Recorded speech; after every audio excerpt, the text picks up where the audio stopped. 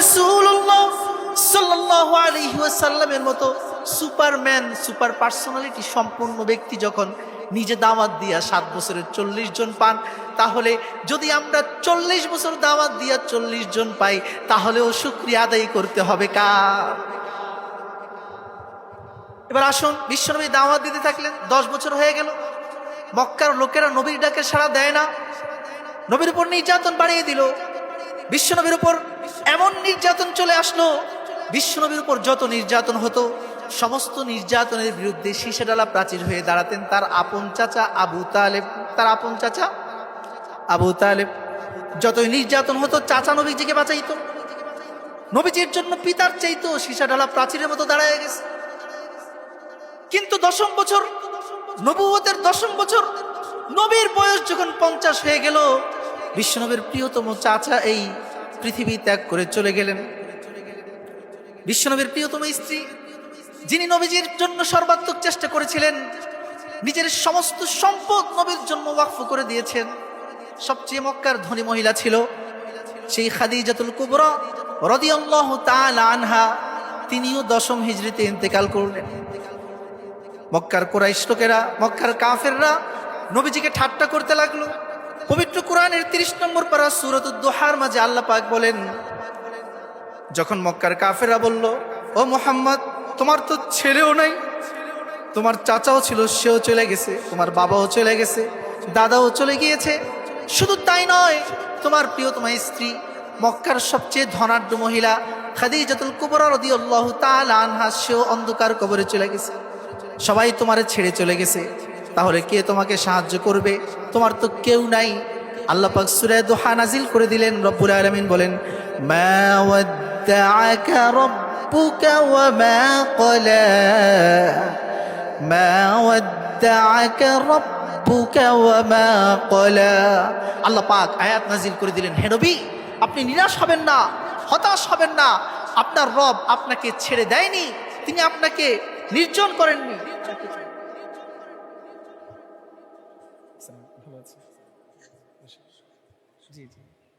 আজকের মাহফিলের সম্মানিত সভাপতি শ্রদ্ধেয় কমিশনার সাহেব আগমন করেছেন, আমরা সবাই বলি মারহাবা। তো প্রিয় বন্ধুরা আমার, যে কথা বলছিলাম, আল্লাহ পাক কোরআন নাজিল করে নবীকে সান্ত্বনা দিলেন যে আপনার রব আপনাকে ছেড়ে যা। আনন্দিত মুফাসসির, হাদিসের ভাষ্যকার, যিনি অত্যন্ত চমৎকার করে কথাগুলো হাদিসের আলোকে উম্মার সামনে উপস্থাপন করেন, মুফতি আরিফ বিন হাবিব হাফিজাহুল্লাহ আমাদের মাঝে এসেছেন। আমরা সবাই খুশি না বেজার? এজন্য বলি আলহামদুলিল্লাহ। এবং মজার বিষয় হলো যে আমরা একসাথে ইফতা পড়াশোনা করেছি জামিয়া কোরআনিয়া লালবাগ 2012-তে, এবং বিস্ময়করভাবে অত্যন্ত চমৎকার আলোচনা করেন, যেটা আপনারা ইতিমধ্যেই জানেন। ছাত্র অবস্থায় থেকেই তিনি যুক্তি উপস্থাপনায় পারদর্শী ছিলেন, এটা আমরা লক্ষ্য করেছিলাম।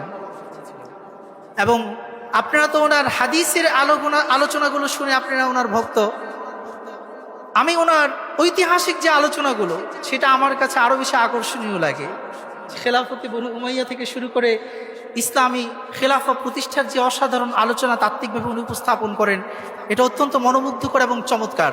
আল্লাহ পাক হযরতের হায়াতের মাঝে, ইলমের মাঝে বরকত দান করেন, সবাই বলে আমিন। আল্লাহ পাক এই বন্ধুর কণ্ঠকে বাংলাদেশের গণ্ডি পেরিয়ে ইউরোপ, আমেরিকা সহ পৃথিবীর প্রতিটি প্রান্তে প্রান্তে পৌঁছে দেওয়ার তৌফিক দান করে বলে আমিন। কালিমা পড়ে বিশ্বনবীর পবিত্র কদমে নিজের তরবারি সমর্পণ করে ওমর ইবনে খাত্তাব রাদিয়াল্লাহু তাআলা আনহু যখন ঈমানের তাওহীদের কালিমা পড়লেন, নবীজিকে বললেন, ইয়া রাসূলুল্লাহ, ইয়া হাবিবাল্লাহ, 7 বছর হয়ে গেছে মুসলমানরা প্রকাশ্যে আজান দিতে পারে নাই, কাবার প্রান্তরে প্রকাশ্যে তারা জামাতকে প্রতিষ্ঠিত করতে পারে নাই। আসুন, আজকে এমন মুসলমান হয়েছে, প্রকাশ্যে কাবার প্রান্তরে আমরা জামাত কায়েম করব। এভাবে নবীজি দাওয়াত দিলেন। 7 বছরে মুসলমান হয়েছে কয়জন? পিছনের কথা মনে রাখতে হবে। 7 বছরে মুসলমান হয়েছে কয়জন? 40 জন মুসলমান হয়েছে। চিন্তা করে দেখেন, আমাদেরকে যদি দাওয়াতের কাজ করতে বলা হয়, 1 দিন 2 দিন দাওয়াত দিলে বলে হুজুর কেউ কথা শোনে না, মসজিদে আসে না। 1 বছরও আমরা দাওয়াত দিতে পারি না, 2 বছরও দাওয়াত দিতে পারি না, অস্থির হয়ে যাই, হতাশ হয়ে যাই। ও প্রিয় বন্ধুরা, মনে রাখতে হবে হতাশ হওয়া কবিরা গুনাহ। হতাশ হওয়া কি গুনাহ? এই কথা বলেন, হতাশ হওয়া কি গুনাহ? আশা করতে হবে কার উপর? লা তাকনাতু মির রাহমাতিল্লাহ, আল্লাহর রহমত থেকে নিরাশ হওয়া যাবে না। আল্লাহ পাক নিজেই বলছেন তোমরা আল্লাহর রহমত থেকে নিরাশ হয়েও না। নবীজি 7 বছর দাওয়াত দিয়ে আকায়ে দুজাহা তাজদারে মদিনা সাইয়্যিদুল কাউনাইন নবী মুহাম্মদুর রাসূলুল্লাহ সাল্লাল্লাহু আলাইহি ওয়াসাল্লামের মতো সুপারম্যান, সুপার পার্সোনালিটি সম্পূর্ণ ব্যক্তি যখন নিজে দাওয়াত দিয়া 7 বছরের 40 জন পান, তাহলে যদি আমরা 40 বছর দাওয়াত দিয়া 40 জন পাই, তাহলেও শুকরিয়া আদায় করতে হবে কার? এবার আসুন, বিশ্বনবী দাওয়াত দিতে থাকলেন, 10 বছর হয়ে গেল। মক্কার লোকেরা নবীর ডাকে সাড়া দেয় না, নবীর উপর নির্যাতন বাড়িয়ে দিল। বিশ্বনবীর উপর এমন নির্যাতন চলে আসলো, বিশ্বনবীর উপর যত নির্যাতন হতো সমস্ত নির্যাতনের বিরুদ্ধে শীষেডালা প্রাচীর হয়ে দাঁড়াতেন তার আপন চাচা আবু তালেব। তার আপন চাচা আবু তালেব যতই নির্যাতন হতো চাচা নবীজিকে বাঁচাইতো। নবীজির জন্য পিতার চাইতো শীষাডালা প্রাচীরের মতো দাঁড়ায় গেছে। কিন্তু 10ম বছর, নবুয়তের 10ম বছর, নবীর বয়স যখন 50 হয়ে গেল, বিশ্বনবীর প্রিয়তম চাচা এই পৃথিবী ত্যাগ করে চলে গেলেন। বিশ্বনবীর প্রিয়তম স্ত্রী, যিনি নবীজির জন্য সর্বাত্মক চেষ্টা করেছিলেন, নিজের সমস্ত সম্পদ নবীর জন্য ওয়াকফ করে দিয়েছেন, সবচেয়ে মক্কার ধনী মহিলা ছিল সেই খাদিজাতুল কুবরা রাদিয়াল্লাহু তাআলা আনহা। তিনিও 10ম হিজরিতে ইন্তেকাল করলেন। মক্কার কুরাইশ লোকেরা, মক্কার কাফেররা নবীজিকে ঠাট্টা করতে লাগলো। পবিত্র কোরআনের 30 নম্বর পারা সূরাতুদ দুহার মাঝে আল্লাহ পাক বলেন, যখন মক্কার কাফেররা বলল, ও মুহাম্মদ, তোমার তো ছেলেও নাই, তোমার চাচাও ছিল সেও চলে গেছে, তোমার বাবাও চলে গেছে, দাদাও চলে গিয়েছে, শুধু তাই নয় তোমার প্রিয়তমা স্ত্রী মক্কার সবচেয়ে ধনাঢ্য মহিলা খাদিজাতুল কুবরা রাদিয়াল্লাহু তাআলা আনহা সেও অন্ধকার কবরে চলে গেছে, সবাই তোমারে ছেড়ে চলে গেছে, তাহলে কে তোমাকে সাহায্য করবে? তোমার তো কেউ নাই। আল্লাহ পাক সূরা দুহা নাজিল করে দিলেন। রব্বুল আলামিন বলেন, মা ওয়াদ্দাআকা রাব্বুকা ওয়া মা ক্বালা, মা ওয়াদ্দাআকা রাব্বুকা ওয়া মা ক্বালা। আল্লাহ পাক আয়াত নাজিল করে দিলেন, হে নবী, আপনি নিরাশ হবেন না, হতাশ হবেন না, আপনার রব আপনাকে ছেড়ে দেয়নি, তিনি আপনাকে নির্জন করেননি।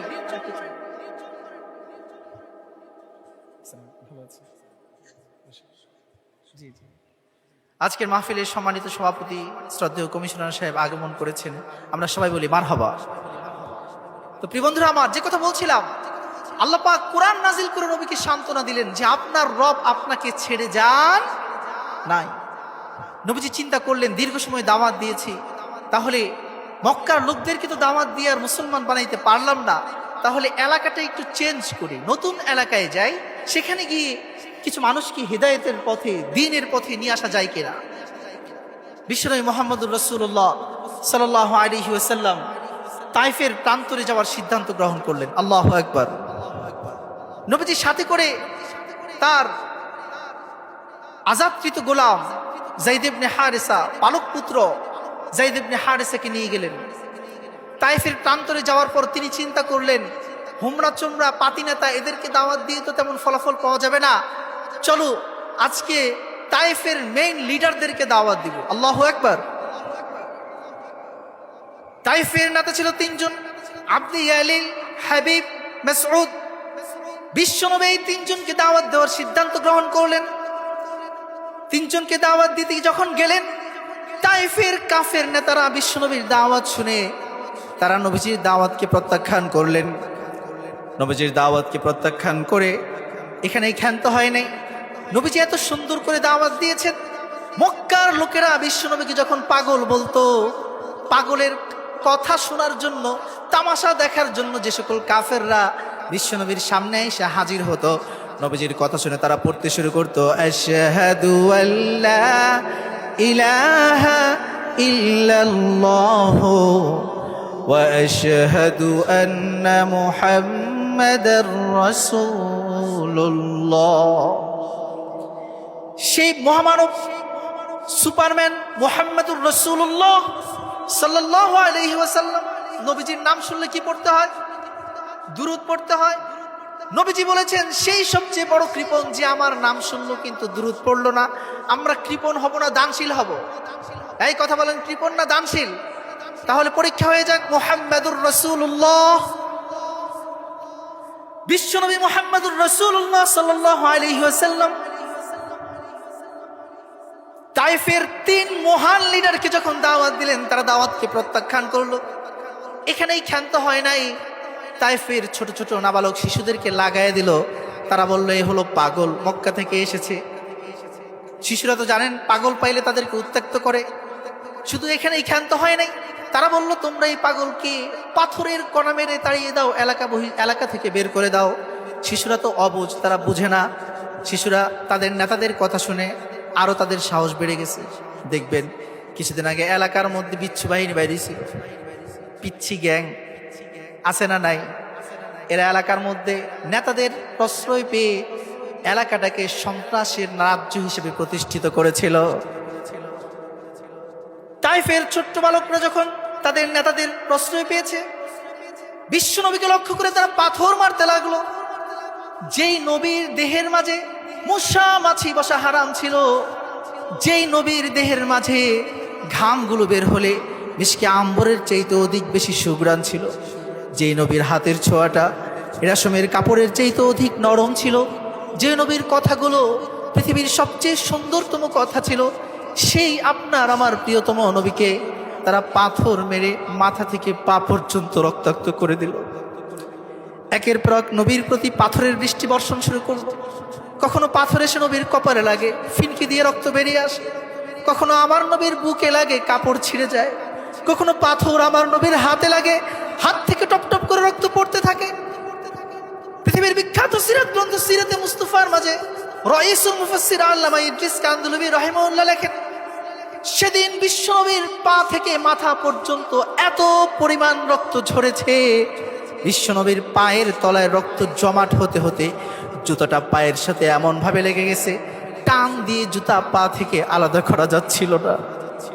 প্রিয় বন্ধুরা আমার, নবীজির উপর এমন ভয়ঙ্কর নির্যাতন এসেছে।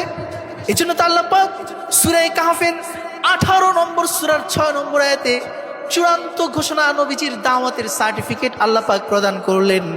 ফালাআল্লাকা বাখিউন নাফসাকা আলা আসারিহিম ইল্লাম ইউমিনু বিহাদাল হাদিসি আসফা। রব্বুল আলামিন বলেন, নবী হে, আপনি তো এত কঠিনভাবে দাওয়াত দেন, মানুষকে মুসলমান বানানোর জন্য এমন পাগল পারা হয়ে যান, মানুষকে ইসলামের দিকে, দিন বিজয়ের আন্দোলনের দিকে আহ্বান করার জন্য এত মরিয়া হয়ে যান যে আপনি নিজের জানকে পর্যন্ত কোরবান করার জন্য প্রস্তুত হয়ে গেছেন। এই পাথরগুলো মক্কার তায়েফের ছেলেরা যেভাবে মেরেছে, পৃথিবীর অন্য কোনো সাধারণ মানুষ হলে এই পাথরের বৃষ্টি সহ্য করে জীবিত সে থাকতো না, জায়গার মধ্যে সে পাথরের নিচে পড়ে মরে যেত।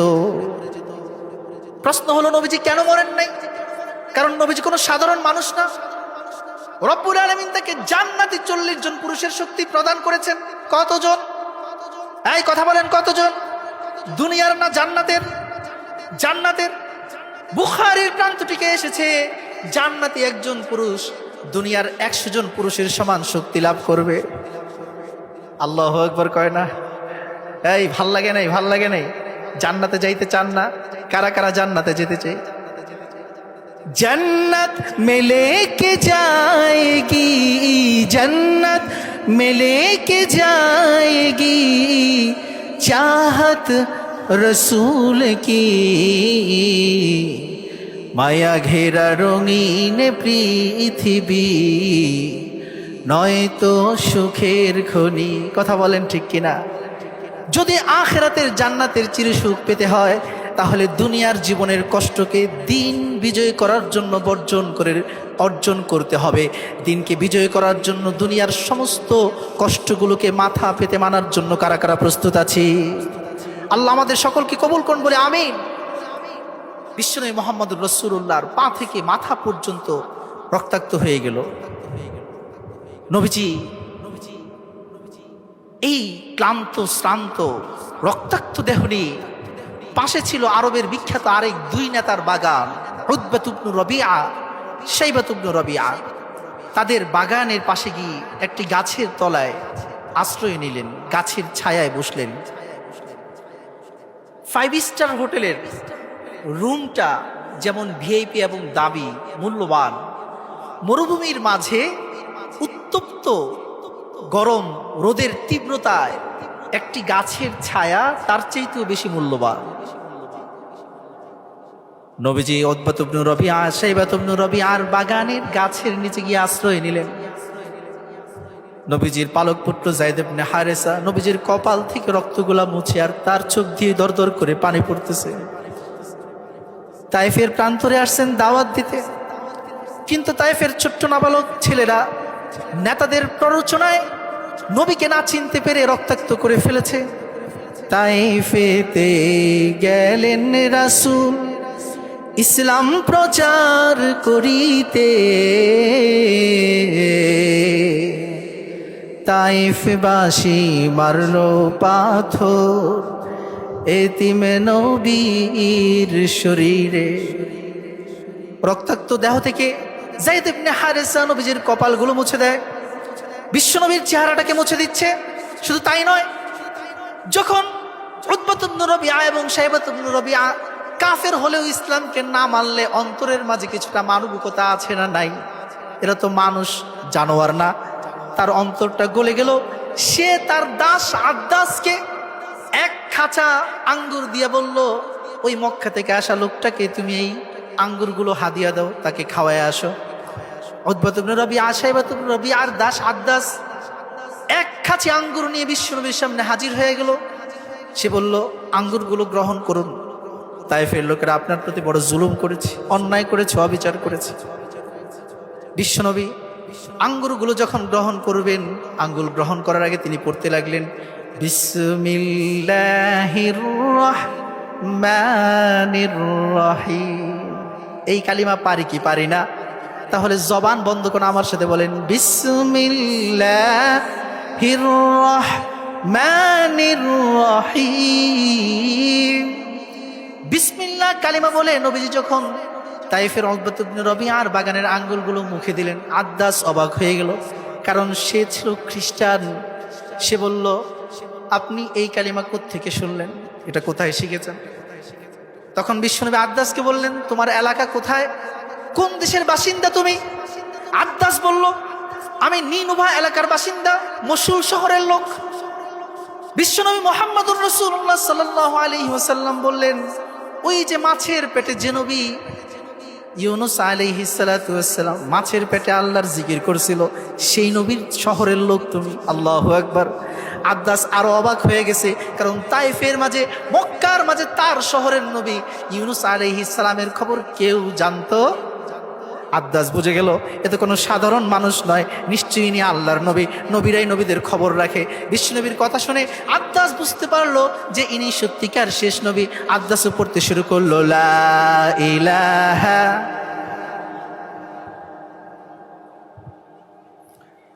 আদ্দাস কালিমা পড়ে মুসলমান হয়ে গেল। বিশ্বনবী মুহাম্মদুর রাসূলুল্লাহ সাল্লাল্লাহু আলাইহি ওয়াসাল্লাম আদ্দাসের আপ্যায়ন গ্রহণ করার পরে সেখান থেকে রওনা হলেন। কিছু দূর যেতে তিনি আকাশের মাঝে মেঘখণ্ড দেখতে পেলেন। মেঘমালা, বিশাল এক মেঘমালা উত্তপ্ত গরম রৌদ্রের মাঝে বিশ্বনবীকে ছায়া দিচ্ছে। কিছুক্ষণ পর দেখা গেল সেই মেঘের খণ্ড থেকে বেরিয়ে এসেছে আল্লাহর সবচেয়ে বড় ফেরেশতা জিবরাইল। জিবরাইল বের হয়ে এসেছে, বললেন, ইয়া রাসূলুল্লাহ, আপনি দীর্ঘ 10 বছর ধরে দাওয়াতের কাজ করছেন। আজকে তায়েফের লোকেরা আপনার প্রতি যে অমানবিক আচরণ করেছে, আজ পর্যন্ত পৃথিবীর কেউ এমন দুঃসাহস দেখাতে সাহস করে? আপনি বলেন ইয়া রাসূলুল্লাহ, তায়েফের লোকদেরকে কেমন করে শিক্ষা দিতে হবে? যদি বলেন, তায়েফের দুই প্রান্তে দুই বিশাল পাহাড়, এই পাহাড়গুলোকে একত্রিত করে তায়েফবাসীদেরকে পিষে মেরে ফেলবো, আপনার অর্ডার করতে দেরি হবে। তায়েফের বাসীদেরকে দুই পাহাড়ের চিপায় পিষাইতে 1 সেকেন্ডও দেরি হবে না। কিন্তু আমার নবী তো রহমতের নবী, তিনি দয়ার নবী, তিনি মায়ার নবী।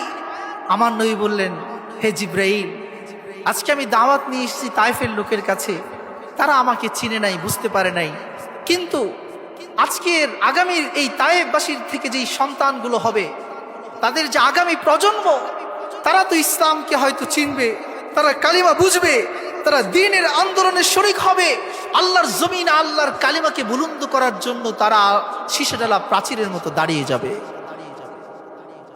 এই জন্য আল্লাহ পাক নবীজির ব্যাপারে কোরআনের চূড়ান্ত ঘোষণা নাজিল করে দিলেন। আল্লাহ পাক বলে দিলেন, ওয়ামা আরসালনাকা ইল্লা রাহমাতাল লিল আলামিন। আমার নবীকে বিশ্ববাসীর জন্য রহমত করে পাঠাইছেন কে? আসমানের জন্য রহমত কে? মুহাম্মদ। বলেন, আসমানের জন্য রহমত কে? জমিনের জন্য রহমত কে? মানুষের জন্য রহমত কে? খ্রিস্টান, ইহুদি, বৌদ্ধ, হিন্দুদের জন্য রহমত কে? পশু প্রাণী গভীরদের জন্য রহমত কে?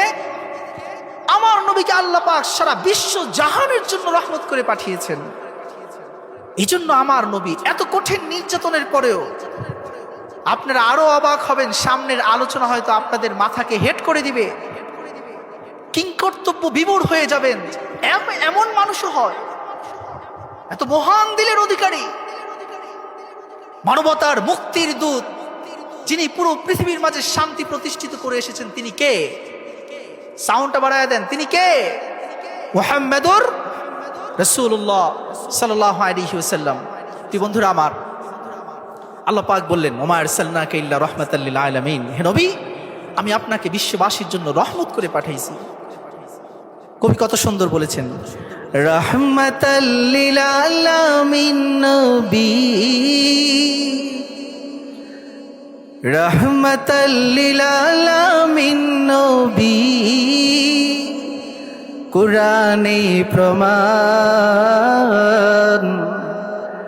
উম্মত বিনে কে বুঝিবে আমার দয়ার নবীর শান, আশিক বিনে কে বুঝিবে আমার মায়ার নবীর শান। কথা বলেন ঠিক কিনা? তাহলে যারা পারে আমার সাথে বলি, রাহমাতাল লিল আলামিন নবী, রাহমাতাল লিল আলামিন নবী, কুরআনে প্রমাণ, আশিক বিনে কে বুঝিবে আমার মায়ার নবীর শান। নবী আমার মদিনারি বুলবুল,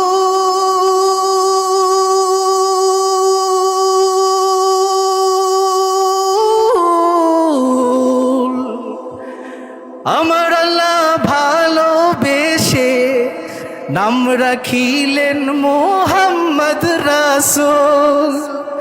নবী আমার মদিনারি বুলবুল,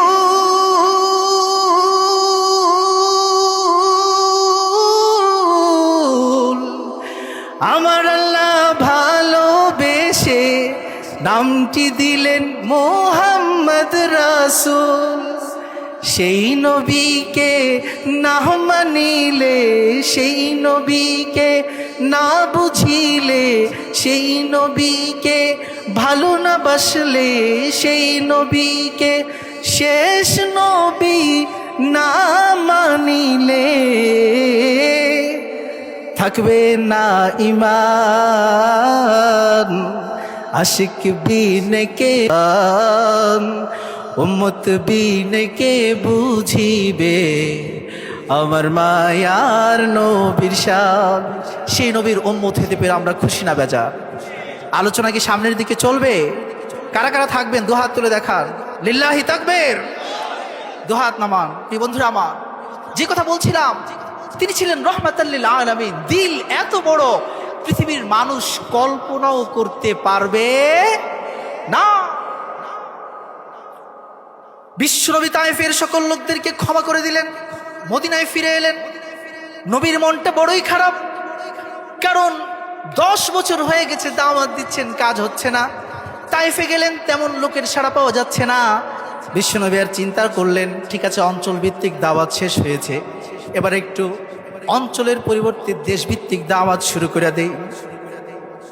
নবীজি মক্কার দূর দূরান্তের প্রান্তগুলো থেকে লোকদেরকে দাওয়াত দেওয়ার জন্য বিশ্বনবী মুহাম্মদুর রাসূলুল্লাহ সাল্লাল্লাহু আলাইহি ওয়াসাল্লাম হজের মৌসুমকে বাছাই করলেন।